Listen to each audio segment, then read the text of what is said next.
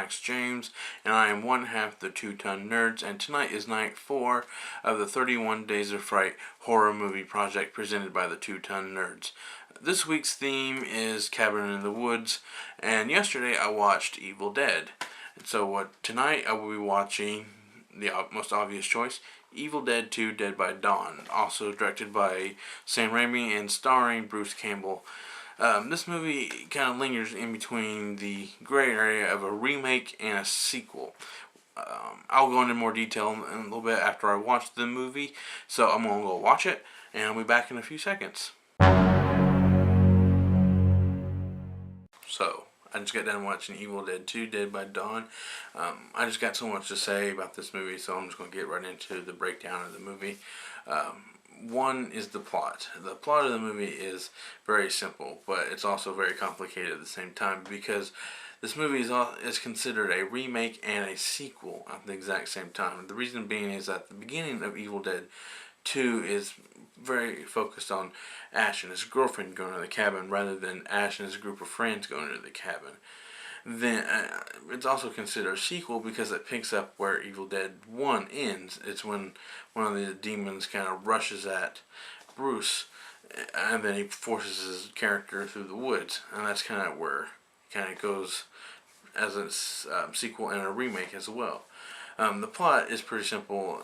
It's just Ash and his girlfriend going to the cabin for their little vacation, but it also has another plot line going on because there's an archaeologist and her assistant going to meet up with her father and mom to translate the Book of the Dead, and because she's also carrying the missing pages of the Evil Dead, of the Book of the Dead, so they're going to spend a little while up there translating it. So that's the plot line of the Evil Dead 2.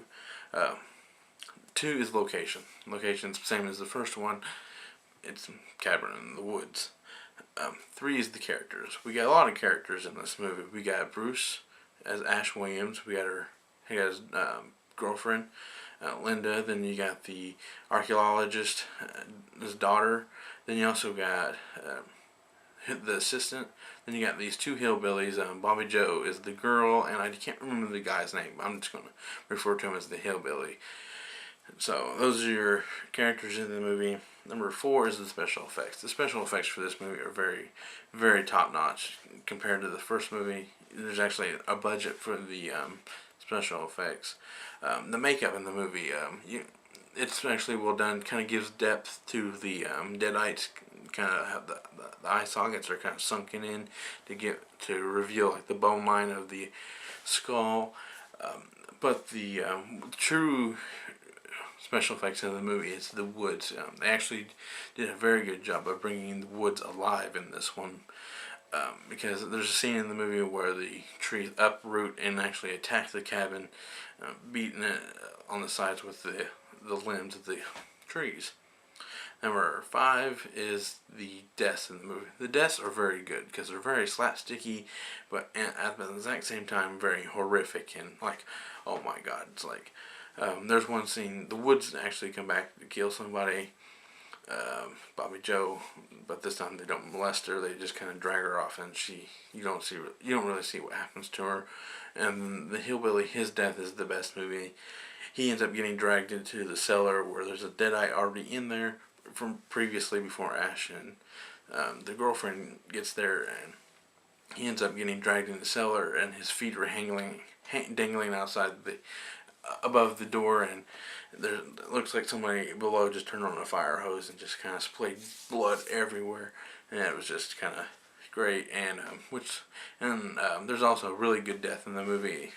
That's kind of like, oh my god kind of moment is where the archaeologist, his daughter, she ends up getting stabbed in the back because it kind of brings back an old villain earlier in the movie where Bruce's hand becomes possessed by the demon, and he actually has to cut it off, and they have a little fight sequence during the movie, like between him and the shotgun, and it's actually pretty good. And you end up forgetting about the hand because there's so much going on in this movie towards the end, and it just kind of shows up like, oh my god, I forgot about it kind of moment. And and the hand kills her as she's saying the final words to expel all the evil within the woods into another dimension, which also sucks up Bruce Campbell and expels him into another dimension, which leads into my sixth and final breakdown of the movie. It's the ending. The ending ends up with Bruce kind of waking up in medieval times, which has already been prophesized earlier in the movie that he would lead the resistance in dividing the Deadites, pretty much.